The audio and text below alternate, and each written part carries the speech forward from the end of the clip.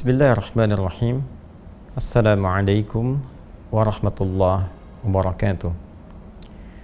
Alhamdulillahil qail alladzina idza asabathum musibah qalu inna lillahi wa inna ilaihi raji'un. Wassalatu wassalamu ala rasulillah alladzi dzakkara li ummatihi bi an yadhkuru mahasina mautahum. Wa sallallahu ala sayyidina Muhammad wa ala alihi wa sahbihi wa dhurriyyatihi wa ummatihi ajma'in wa ba'd. Faya ahbaballahi wa ahbaba rasulihi sallallahu alaihi wasallam, usi nafsi wa iyyakum bitaqwallahi faqad fazal muttaqun fala tamutunna illa wa antum muslimun. Allah Subhanahu wa ta'ala telah memberikan satu ketentuan hukum dalam berkehidupan, bahwa siapapun manusia yang berkehidupan di muka bumi ini menjalani misi sebagai khalifah untuk beribadah kepada Allah Subhanahu wa ta'ala, diberikan oleh Allah batas waktu untuk mengemban misi dimaksud dalam setiap generasi yang berkelanjutan dan saling menggantikan, dan masa waktu ini disebut dengan nama ajal. Maka setiap insan tidak akan bisa berlepas dari ketentuan ajal ini, baik generasi terdahulu, kini, ataupun yang akan datang. Demikian Allah Subhanahu wa ta'ala berfirman dalam Al-Quran surah ke-7 Al-A'raf ayat 34, walikulli ummatin ajal fa idza jaa ajaluhum la yastakhiruna sa'atan wa la yastaqdimun. Dan setiap umat, kelompok masyarakat yang berkehidupan, setiap generasi yang saling menggantikan, mereka memiliki batas waktu untuk menuntaskan misi dalam kehidupan, batas waktu untuk mencari bekal, beribadah sampai kembali kepada Allah Subhanahu wa ta'ala. Batas waktu itulah yang disebut dengan ajal. Maka bila telah tiba ajalnya, manusia tidak dapat mengkreasikan diri, baik memajukan ataupun berupaya mengundurkan ajal yang dimaksudkan. Hadirin sekalian, dalam mengisi ajal ini, maka manusia dibimbing oleh Allah Subhanahu wa ta'ala untuk memenuhi waktu ini dengan beraktivitas, yang tentunya aktivitas ini didesain oleh Allah Subhanahu wa ta'ala dalam dua kerangka utama. Yang pertama adalah dalam konteks ibadah, menyembah, mengagungkan dan mengesahkan Allah Subhanahu wa ta'ala. Demikian dalam Al-Quran surah ke-51 Adz-Dzariyat di ayat ke-56, wa ma khalaqtul jinna wal insa illa liya'budun, dan tidaklah kuciptakan jin dan manusia itu kecuali untuk mengkreasikan seluruh aktivitas hidupnya dalam rangka ibadah kepada Allah Subhanahu wa ta'ala. Yang kedua adalah manusia dibimbing oleh Allah Subhanahu wa ta'ala untuk menjadikan seluruh aktivitasnya dalam rangka memakmurkan setiap tempat yang ia pijak, memberikan dampak-dampak positif, hal-hal yang bermanfaat dalam setiap tindakan dan perilaku yang ia lakukan. Karena itulah hal yang bermanfaat, hal positif, hal yang kiranya mampu menyukseskan, memakmurkan, dalam bahasa Arab disebut dengan umur. Dan umur ini pula yang seringkali diterjemahkan dalam bahasa Indonesia dengan nama usia. Cara mengisi ajal, cara memenuhi usia kita sampai tiba batas waktu adalah dengan cara mengisinya dengan berbagai yang bermanfaat, bertutur yang bermanfaat, memandang yang bermanfaat, mendengar yang bermanfaat, bahkan berbisnis, bekerja, beraktivitas yang kiranya semua bermanfaat, dapat memakmurkan kehidupan, menyukseskan yang dibenarkan, dan sekaligus membantu setiap tempat yang kita pijak memiliki dampak-dampak positif dari kegiatan yang kita lakukan, baik skalanya di keluarga ataupun di lingkungan sosial atau dalam kehidupan berbangsa dan bernegara. Manusia yang mengemban tugas itu, yang kedua ini, misinya disebut dengan khalifah. Quran surah kedua Al-Baqarah ayat ke-30, wa idh qala rabbuka lil malaikati inni ja'ilu fil ardi khalifah. Dan ketika Muhammad SAW, Rabbu, berfirman kepada para malaikat dan menyampaikan kepada mereka bahwa Allah Subhanahu wa ta'ala akan menugaskan manusia untuk menjadi khalifah di bumi, makhluk yang saling menggantikan antar generasi, yang diberikan tugas memakmurkan bumi, menyukseskan aktivitas sekaligus menghadirkan kegiatan yang banyak bermanfaat. Semua kegiatan ini ketika dilekatkan dengan nama manusia disebut dengan insan namanya. Insan, karena itulah kemudian Allah Subhanahu wa taala memberikan pesan. Manusia yang berkehidupan, beraktivitas disebut dengan insan, namun tidak mengisi waktu yang diberikan sampai ajal tiba dengan perbuatan-perbuatan baik yang bermanfaat, yang memakmurkan, itu disebut oleh Allah sebagai manusia yang rugi. Maka turunlah surah ke-103 untuk mengingatkan, wal 'asr innal insana lafi khusr illa alladziina amanu wa 'amilus shalihat wa tawasaw bil haqqi wa tawasaw bis sabr. Demi waktu, aku bersumpah demi kesempatan, waktu, momentum yang aku berikan pada setiap hamba untuk beraktivitas. Sungguh, setiap manusia yang beraktivitas memanfaatkan waktu itu berpotensi ada yang rugi. Kecuali di antara mereka yang bebas dari kerugian itu adalah yang beriman kepada Allah, yakin bahwa dunia sementara. Dunia itu tempat bertugas. Dan dunia itu pasti akan ditinggalkan. Sepanjang bernama manusia, pasti meninggalkan dunia. Sepanjang bernama manusia, pasti akan kembali kepada Allah untuk mempertanggungjawabkan berbagai misi yang telah diemban. Orang-orang yang yakin dengan itu semua, lalu mengkreasikan sisa waktunya untuk beramal soleh. Dan dengan itu saling mengingatkan, saling share, watawasaw bil haq, dan bersabar menjalaninya, maka itulah orang yang terlepas dari kerugian.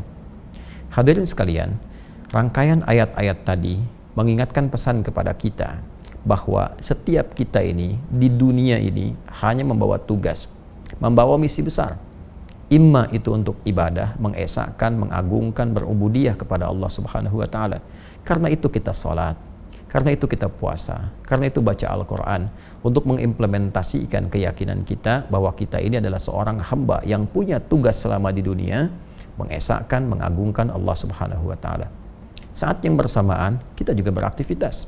Ada yang bekerja, ada yang berbisnis, ada yang di dunia diplomasi, di birokrasi, ada yang mengajar dalam rangka menjadi khalifah di bumi, membawa segala hal yang bermanfaat, mengajar yang bermanfaat, bisnis yang benar, menghindari manipulasi, jauhi kecurangan. Segalanya kita coba tunjukkan dalam rangka menjalankan misi yang telah Allah amanahkan kepada kita semua. Tapi ayat itu juga mengingatkan bahwa pada saatnya ketika ajal tiba, selesai misi kita dan kita pasti akan berpulang. Jadi kepulangan kita adalah satu hal yang sangat niscaya dan sifatnya pasti. Jadi siapapun yang berpulang kepada Allah Subhanahu wa taala, boleh jadi saat ini Pak Mahfudin telah lebih dulu meninggalkan kita. Tapi kita pun mesti yakin bahwa esok lusa tiba waktunya kita untuk pulang. Tinggal pertanyaannya, bagaimana kemudian kita melihat diri, melihat cermin, melihat sekitaran kita, dari siapa yang pulang itu, dan dari situ kita belajar untuk bisa meningkatkan kebaikan yang mungkin kita bisa lakukan dan mengoreksi kekurangan-kekurangan, kesalahan-kesalahan yang mungkin telah dilakukan, sehingga ketika pulang bekalnya bisa optimal. Semua amal dinilai baik oleh Allah Subhanahu wa taala. Ini yang dimaksudkan Quran surah ke-67 di ayat yang kedua itu. Huwallazi khalaqal mauta wal hayata liyabluwakum ayyukum ahsanu amala wa huwal azizul ghafur. Dialah Allah Subhanahu wa taala yang telah menetapkan kematian itu dan juga kehidupan sesungguhnya untuk menguji yang masih hidup agar mereka belajar dari proses kematian itu. Siapa yang wafat? Sekarang ada sosok yang meninggalkan kita. Coba lihat mereka. Boleh jadi yang lebih dulu meninggalkan kita itu amalannya begitu luar biasa. Terkadang dia beramal dalam kesunyian, tidak banyak berisiknya, tidak banyak viralnya. Dia mungkin tidak begitu populer di dunia, tapi penduduk langit begitu mengenalnya. Terkadang ada yang terlihat memotivasi, terlihat viral kisahnya, banyak diketahui, tapi semua sepakat bahwa mereka orang baik. Jangan-jangan orang-orang yang wafat mendahului kita dan kita tahu saat ini, kita mengenalnya, boleh jadi mereka itu telah meninggalkan berbagai legasi yang dinilai soleh oleh Allah Subhanahu wa taala. Belajar dari itu. Bagaimana mereka bersedekah, bagaimana konsisten ibadah, salatnya, interaksi dengan Qur'annya. Liyabluwakum ayyukum ahsanu amala, untuk menguji engkau supaya engkau itu berpikir, kau itu merenung bahwa engkau pun akan pulang. Boleh jadi Pak Mahfudin telah mendahului kita. Boleh jadi orang-orang lain mendahului kita. Ada ayah kita, ibu kita. Al-Quran menegaskan pada kita, besok itu kamu. Besok itu engkau. Lantas engkau harus mengoreksi diri, introspeksi. Kalau kamu pulang, bekal apa yang dibawa? Karena itu, selalu belajarlah dari orang-orang yang telah kembali kepada Allah dan mendahului kita. Ambil manfaat dari mereka. Pelajari kemuliaannya, kebaikan-kebaikannya. Liyabluwakum ayyukum ahsanu amala. Setelah itu kita buktikan kepada Allah untuk berubah. Tingkatkan amalan kita, tingkatkan ketakwaan kita. Minimal kita meneladani legasi kebaikan yang ditinggalkan oleh hamba-hamba Allah yang meninggalkan kita itu. Lebih dulu dibandingkan dengan kita. Pun demikian belajar dari kehidupan. Banyak orang saleh yang masih berkehidupan. Banyak orang baik yang masih berkehidupan. Atau belajar setidaknya dari orang-orang yang baru dilahirkan. Ya, walladzi khalaqal mauta wal haya, dan kehidupan. Ada orang yang baru dilahirkan, masih bersih, masih bening, banyak disayang-sayang, tidak banyak berbuat salah. Saat salah pun begitu cepat dimaafkan karena memang belum baligh, nalarnya belum sempurna.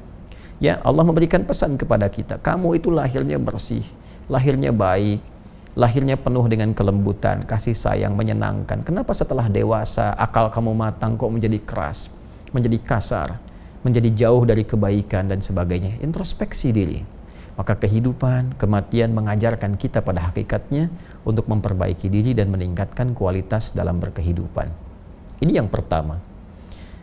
Yang kedua, ini pesan penting dari Nabi SAW.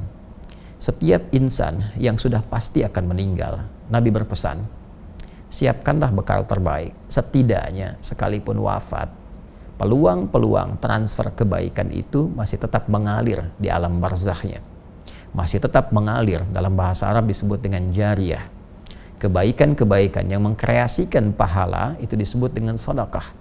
Maka muncullah kemudian dalam banyak ayat di Al-Quran ataupun hadis-hadis Nabi SAW, sedekah-sedekah yang berfungsi untuk jariyah. Di antaranya Nabi pernah menggarisbawahi pada 3 amalan utama yang bisa mengkreasikan sedekah jariyah. Di hadis Muslim, diantaranya diingatkan kepada kita saat Nabi SAW menyampaikan, bima ma'na au kama qala Rasulullah SAW. Ada 3 golongan yang saat anak Adam itu, manusia itu meninggal dunia. Kalau kita ambil redaksi hadisnya, idza matal insanu. Jika seorang manusia yang biasa beraktivitas itu kemudian meninggal dunia dan tak mampu beraktivitas lagi. Karena itu inqata'a sa'iru amali, terputus semua peluang amalnya. Karena terputus semua peluang kreasi dan amalnya, maka terputus pula peluang pahalanya. Nggak mampu sholat lagi, pahala sholat terputus. Nggak mampu baca Al-Quran lagi, pahala baca Al-Quran terputus. Karena itu mumpung masih hidup, perbanyak sholat sesuai ketentuan. Perbanyak bacaan Al-Quran. Kalau sudah meninggal, selesai semua peluang itu. Kemudian terputus semua amalnya, in qata'a sa'iru amali illa min thalath, kecuali ada 3 amalan yang ditinggalkan oleh seseorang yang meninggal dunia, tapi pahalanya terus mengalir. Sekalipun perbuatannya telah terhenti, pahalanya terus mengalir. Inilah yang dimaksud sedekah jariyah. 1. Sedekatin jariyah. Jadi langsung disebutkan bentuknya sedekah jariyah. Ya, kebaikan yang mengalirkan pahala terus-menerus. Apa di antaranya? Cara cepatnya adalah memfasilitasi satu kebaikan atau mengerjakan satu amalan yang dikerjakan kembali oleh banyak orang. Karena itu, fasilitator ini karena mendapatkan manfaat dari pekerjaan yang dilakukan oleh orang lain terhadap fasilitas yang telah disediakan, dia mendapatkan transfer pahalanya. Kita sering ambil contoh-contoh yang sederhana.